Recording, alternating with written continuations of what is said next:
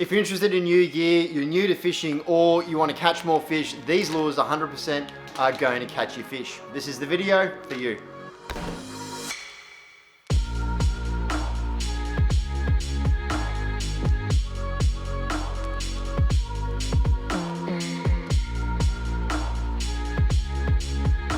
So I'm going to give you a rundown on these minnows and some of the cool little features that are in them. I'm also going to talk to you about the color range that they've got, recommend some colors, and talk about when to use those specific colors. I'm also lastly going to talk about some of the techniques that I've used to catch fish on these minnows, and hopefully that leads you guys onto those fish. So before we start, I want to be crystal clear.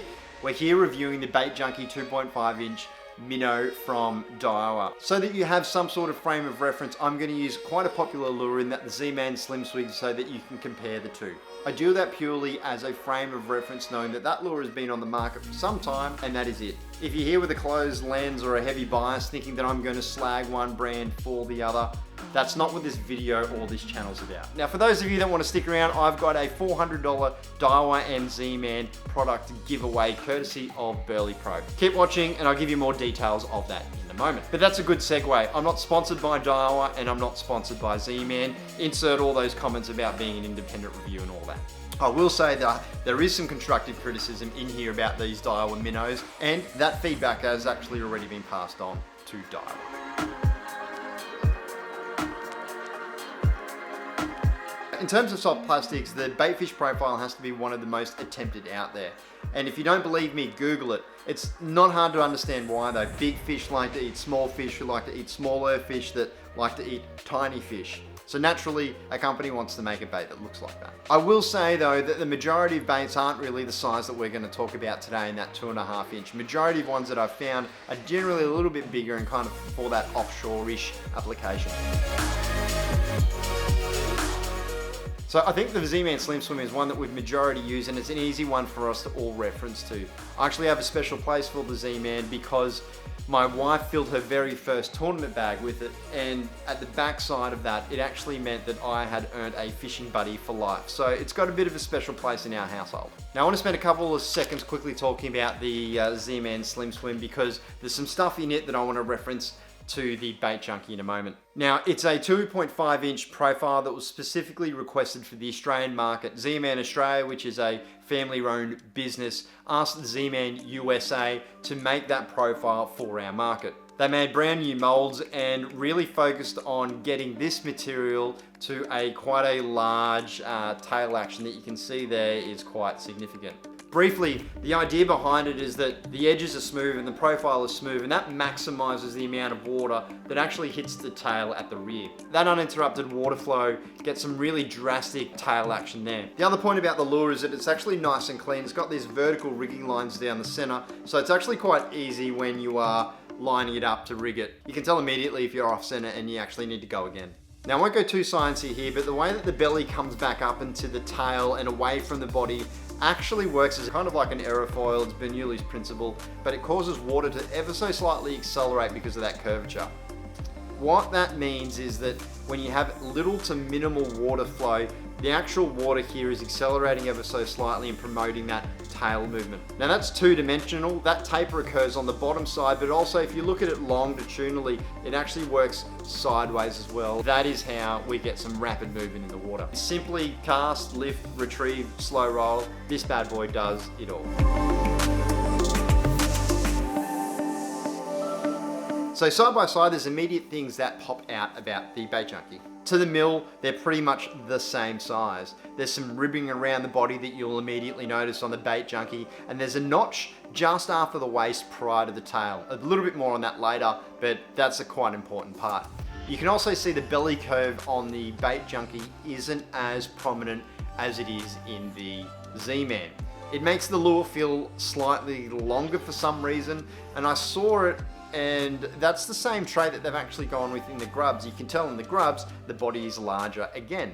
In terms of the tail, the face of the tail really jumps out at me on the Daiwa. The Zman almost looks like an inverted human foot that points down, whilst the Baitjunkie is closer to like a flat plate surface. I'll come back to the tail. Also, there's a bit of a pro tip that I'm going to talk to you about. But the last thing before we move on is that you'll notice that the Baitjunkie has a similar line down the top of the center. It's going to be a nice reference line for anglers to rig the lure. But not only that, it's a bit of a cavity, so it's going to hold some scent down it if you're the type of guy to add scent. Now top down, the profiles are comparable, but every time I've got the Baitjunkie in my hand, it feels a little bit more petite, if you like.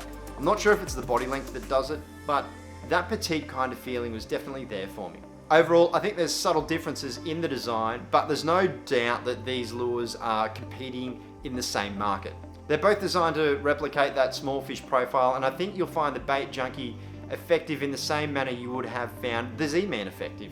Personally, I go a Minnow type profile when I saw whitebait or those schools of cloud bait getting around in the estuary. Deadly all year round, but particularly in spring and summer.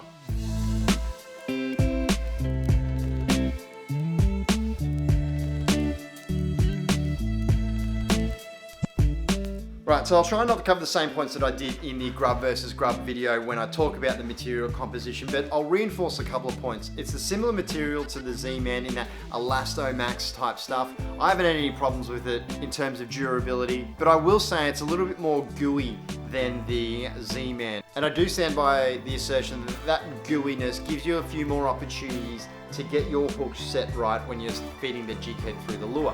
Minnows are generally good though, because when you're feeding that jig head through, it's quite easy to tell whether you've stuffed it up or not. You can just throw it over the side, give it a quick swim, and you can see whether it's tracking straight or not.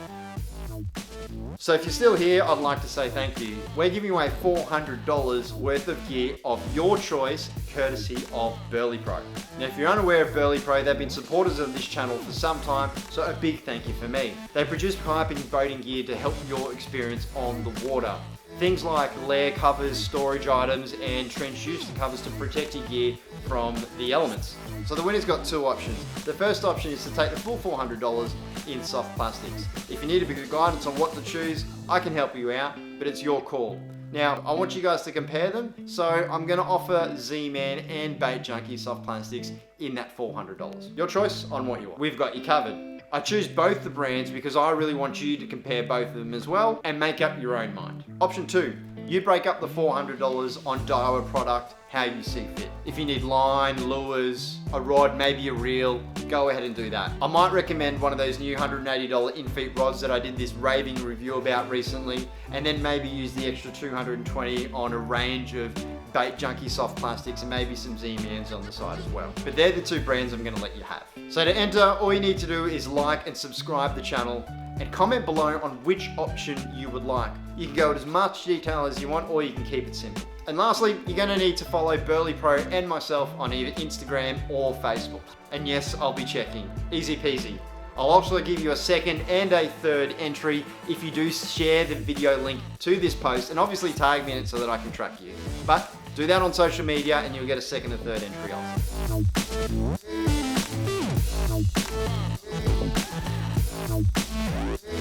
Now, it's important in the design to talk about these notch slim waist type looking things. Now let's have a look at some cutaway here, but Daiwa are calling them the slim waist design. And these notches, you can see that they're bits taken out of the side and are a bit of an adaptation of an existing concept. They're not new by any means, but they're kind of cool on a plastic. It's an idea I've generally seen with larger hard body lures like glide baits, but I did some Googling and I found some other soft plastics around that aren't really kind of mainstream that also do have that trait. I think it's really interesting that Zman take this action out of being slimline and directing water to the tail versus the other end of the spectrum where Baitjunkie is looking at creating as much turbulence at the waist as possible. In terms of like mechanism for movement, they're both at opposite ends and I find that really cool.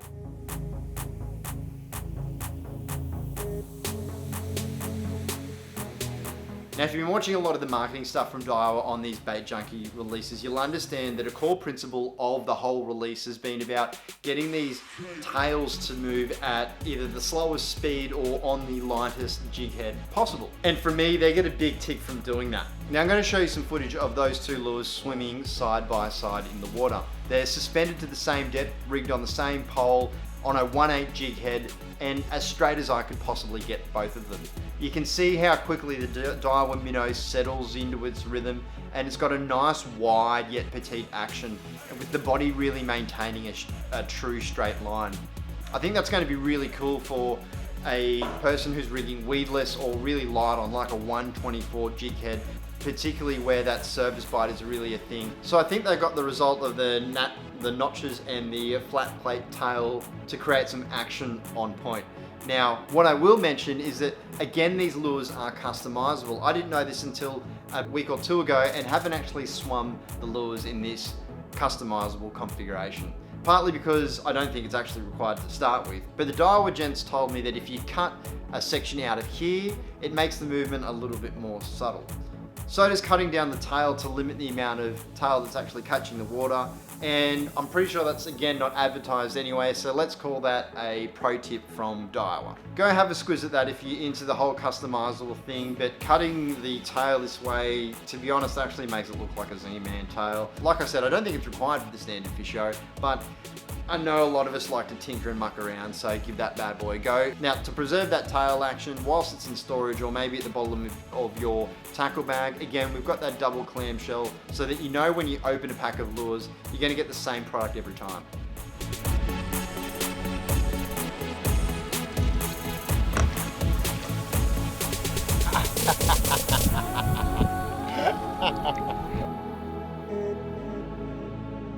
So in terms of the scent and the Amino X material, I've actually got a couple of things to say to Daiwa about this. The material continues to be laced with the Amino X, which Daiwa are advertising it as masks odors and smells and makes a fish hold on to the bait longer. And I wholeheartedly agree. The amount of times that I've felt the tick, I've moved my child off my lap and said, hey, we're about to have a fish, or words to that effect, and then set the hook has been pretty cool. Personal accounts, fish do seem to hold these lures a little bit longer. If other brands had the opportunity, I'm sure they'd love to steal that Amino X compound out of Daiwa, but I don't think they'll be giving that up anytime soon. Now, this is where I need to be constructive of Daiwa in terms of the scent, and I think it's warranted and fair. The initial batch I got my hands on had no scent, and that's okay, I knew that. I was told that the scent wasn't in it. It still had the Amino X and that they were testers. They were the pre-release packs. Now, the first production pack I actually got my hands on was a grub packet of motor oil, and that thing, when I held it up, I could actually see the scent pooling in the bottom of it. And I made the analogy that this is almost gulp-like in putridness. Now, I do stand by that comment, but I will say in the 7 or 8 packs that I have received, there is a little bit of variation in the packs as to the amount of scent in them. This pack, for example, I can see it pooling in the bottom here, and this pack is a little bit more clean. But as soon as I open the clean pack, I can still smell that it is absolutely bloody putrid. I don't think you need as much scent in them as what we have here in the heavy ones. These cleaner ones are putrid already, but I don't mind that because it's going to keep my boat and area clean. I'm not going to end up with a cesspool of gunk all over my kayak, stinking like putrid on my way home to just get yelled at by my wife for being a grog.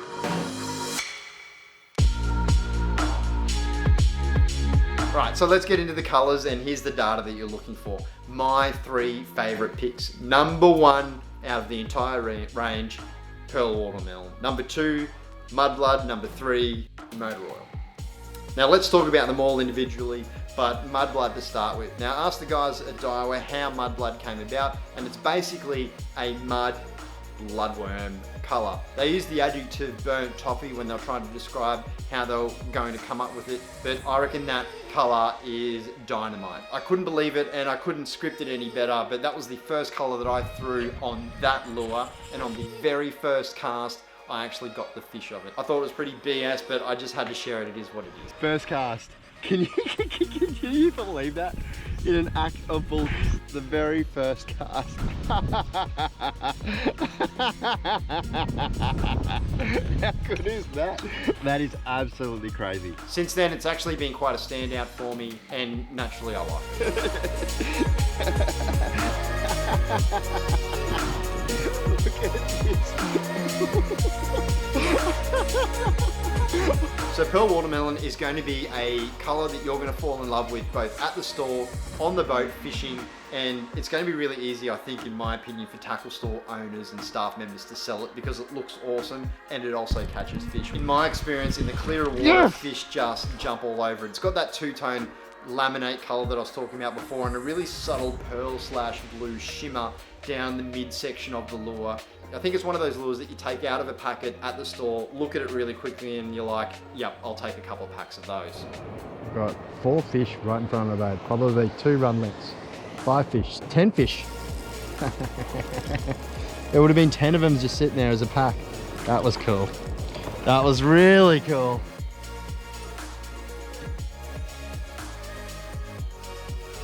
So I told you I was going to give you a quick guide on what to use and when to use it, so here it is.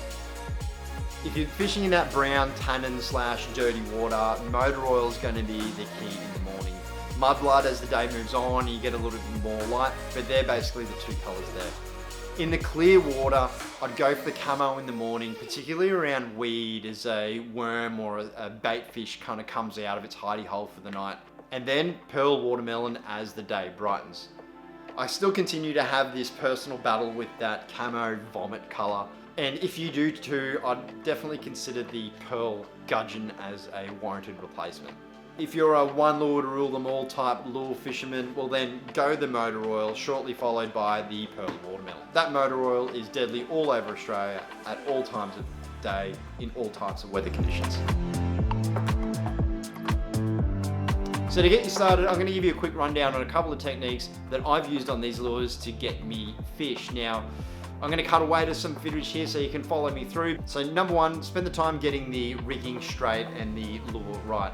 I get it wrong often and often need to swim the lure next to the boat and check it before I throw it. Once you're there, cast at the feature, and as soon as the lure touches the water, close the bail arm and be ready. A fish might hit it straight away if there's a pack of them there. Now, if the fish doesn't hit it as soon as it hits the water, let the lure sink to the bottom. And whilst that's happening, spend the time and concentrate on laying that line directly to you or parallel to the structure, like ridge pylons, for example. Wait for the lure to hit the bottom, pause for a second or two, take a couple of small winds to wind up the slack, and then raise the rod tip to lift the lure off the bottom, and then pause and let it flutter back down. Rinse, repeat that technique all the way back to the boat or away from the feature that you might be targeting. The second retrieve is the slow roll, where the action of the paddle tail is imparted just by rolling and winding the entire way back to the boat. Just remember to pause every now and again to let the lure sink back down to the bottom, as your rod will naturally pull the lure higher in the water column as it gets closer. How slow do you roll it? Think baby crawling speed, no real faster than that.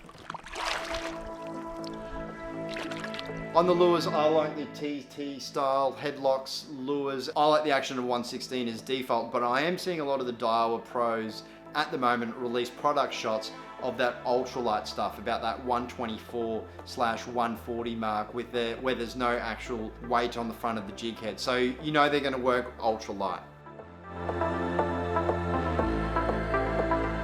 So I will mention that I really love throwing new lures at fish. I love the idea that for the last 2 months, I've been throwing these lures at the fish that they have never even seen before.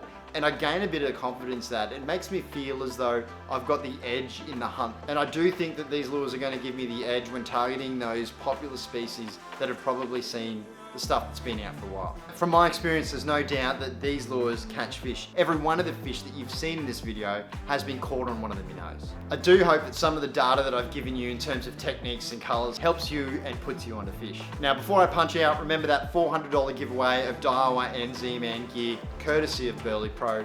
Remember what you need to do: like, subscribe, write in the comments of how you'd like to break that $400 down and what you'd like me to buy for you. Now remember those other requirements to get those extra entries, but until next time, stay safe, see you around.